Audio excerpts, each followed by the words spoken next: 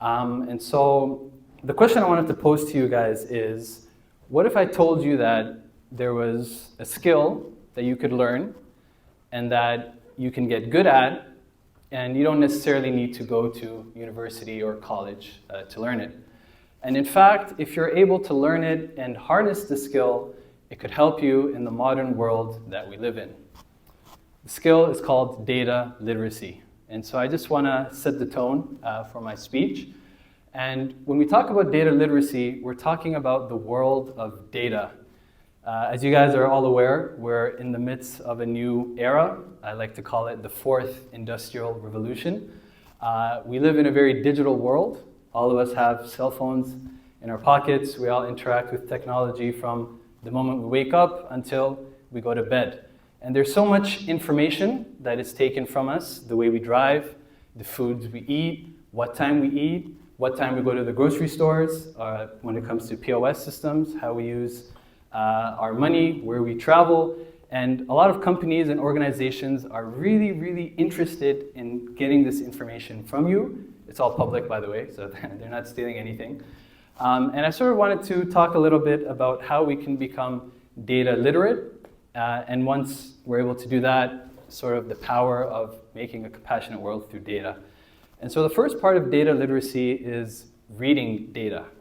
And I'm not talking about reading a book, but I'm talking about when you're presented with information, how do you decipher it? And to illustrate this example, let's imagine we're going to Best Buy and we're buying a new phone. So we're presented with many different companies. We have Nokia, Samsung, Apple, whole bunch of phones. They all look fairly similar to one another. And so how do we read the information that's presented to us? And so quick definition. So to read means to be able to look at something and understand and comprehend it. And so the first part of data literacy is reading the information in front of us. The second part is working with that information. And so example, you're presented with a phone and it has 500 GB of memory, 8 GB of RAM, 12 megapixel camera. What does all of this mean? Does all of this necessitate that it's a good phone? Does a phone with low or high RAM mean something good or bad? And so when I talk about working with data, it's sort of understanding what it is you're reading and using that to come up with a conclusion. Do I buy this phone or do I not? The third part is analyzing. And so this is where it gets interesting. So you've read the information, you've worked with the data that's been presented to you, and now you want to get insights. So it's not good enough just to know that it's an iPhone and it has 512 GB of storage and it's cool. Well, what does this information mean and what are the insights that I can take from it? An example could be if I go into the Apple ecosystem, my phone can communicate with my laptop and then my laptop can communicate with my iPad. And so now I've sort of bought into an ecosystem. I've analyzed information and I've realized that if I were to make this purchase, there would be some other benefits that would come instead of just like the singular phone. The last part of the data literacy cycle is arguing. And I'm not saying you go into Best Buy and you argue with the salesperson, but you really want to ask questions with the data that you're presented with so that you yourself can come to a rational, solid conclusion. And so that would be, example, what differentiates this camera from the next? What makes Samsung different than iPhone? And what makes Samsung within the Android system different from Nokia or another company? And so here you really want to argue with the data in the sense of what does it mean and how can I use it to best make my purchase? And so that's the sort of life cycle of what we call data literacy. So you want to read the data, you want to work with it, you want to analyze, and then you want to argue. Argue in the sense of really asking questions, because information on its own is not going to lead to knowledge, but it's when you interact and ask and get those questions that you're led to a rational conclusion. So I just wanted to set the tone a little bit. And now I'll get into my presentation.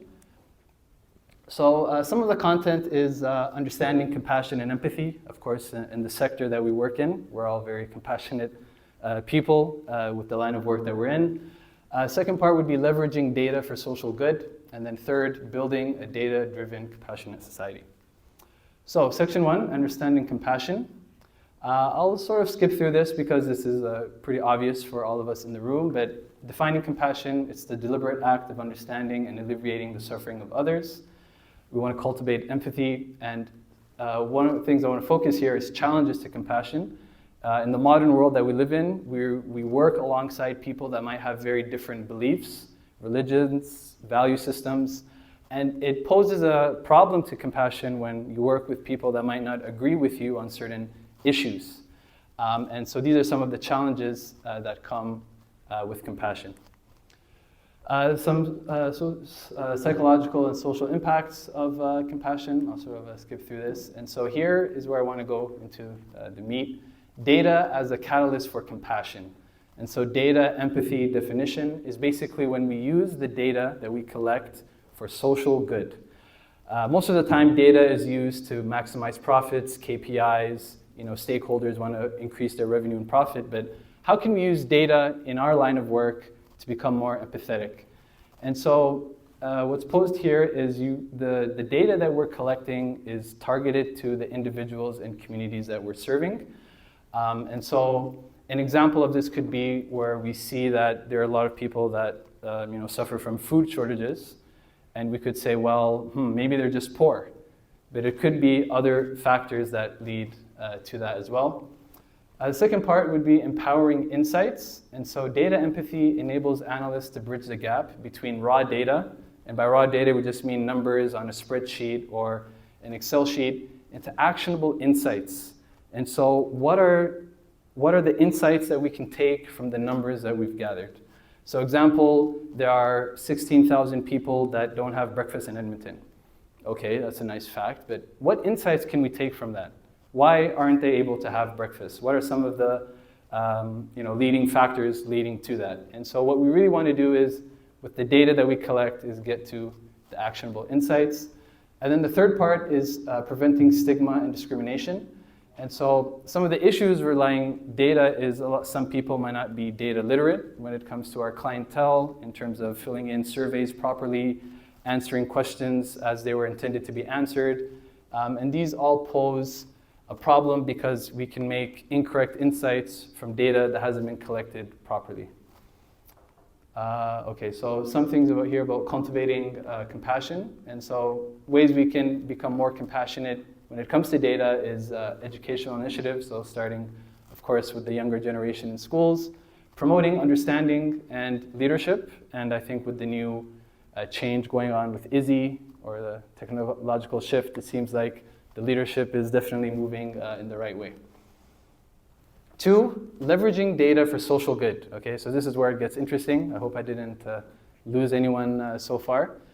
So the first part is harnessing data, okay? And so it's really having that intimate relationship with the information and data that we gather so that we can get valuable insights. So we're faced with a lot of social issues with our clients. Our clients might suffer from gentrification. They might suffer from being in areas that are crime-ridden. They might suffer from degrees of homelessness or lack of opportunities and jobs. And if we're really able to harness the data of all of these individuals, analyze it, extract insights from it, we can really make some interesting, actionable steps. And so the second part would be identifying needs, and especially when it comes to marginalized communities, and so communities that might not be well represented when it comes to services and things that we provide as an organization. It's really easy to miss not just communities, but maybe subsets of communities as well. And so it's really important that as we're getting the data, we identify the needs of the community that we're serving. And then the third part is evidence-based decision-making. And all that means is making sure that the steps that we take are in line with the data that we have. And it's really easy sometimes to say, well, it's very clear that this is the problem. But when you look at the data presents a much different result. An example of this could be we have causation and we have correlation. And sometimes we say, well, every time what's a good example I could give? Every time it rains, I find money under my couch. So you've attributed rain to finding money under your couch, whereas there isn't really a correlation between the two. It just so happens that when it rains, you sit at home watching TV, and you move your hand around and you find money. And so this is what we mean by evidence-based decision-making, making sure that we're making the right decisions based off of the data that we have. Another issue we have is addressing inequality. And so there's a lot of disparities when it comes to data in the sense of the inequalities of we might receive more data from one group, race, gender versus another. And so that's something that we should be cognizant of as well. Advocating for change. So data-driven advocacy can really drive policy changes. And so I really want you guys to think about all the social issues around the world. A good example could be the Roe versus Wade. Did anyone follow that abortion case in southern US? No? Okay. Well, this is an example of how data collected around abortion rights laws in the US and how certain social groups were able to use that to push their agenda forward. And this can have many different issues. I think living in Canada, it's no secret that we're amidst a housing crisis that affects people from east to west of this beautiful nation. And that's some of the examples of, why is it so hard to afford a housing, to afford a house? Why is a house 10 to 12 times my income? Why does Canada produce such low levels of housing in comparison to the G7, G20, OECD countries? And so these are statistics that we can use to lobby those in charge. These are statistics and data points that we can use to really make a change in our local and national communities. And then the last part is empowering communities. And so we want to use data to really empower the communities that we're serving, making sure that they're being served, that their needs are being addressed, and that their issues are being solved, and that we're not just collecting a census to just say, hey, we collected the data and that's all. Data-driven interventions, and so targeted support. And so we just want to make sure that we're identifying the at-risk populations with the data. The amazing thing about data is that you can measure your impact. And so once you've identified the problem through your data collection and whatnot, you can really measure the impact. If it's, example, we wanted to reduce food scarcity in a certain area in Edmonton by 25%, we can measure how many food parcels have we delivered, what is the efficiency of the solutions that we've come up with. And that's the magic of numbers. As they say, people lie, numbers don't. And so that's the amazing thing with data. Number 3, promoting equity. And so we just want to make sure that with the data that we have, that we promote equity, meaning that there's a fair distribution amongst the people that we're serving, and that we're not serving one client at the expense of others. Some small ethical considerations to consider is data privacy and security, of course.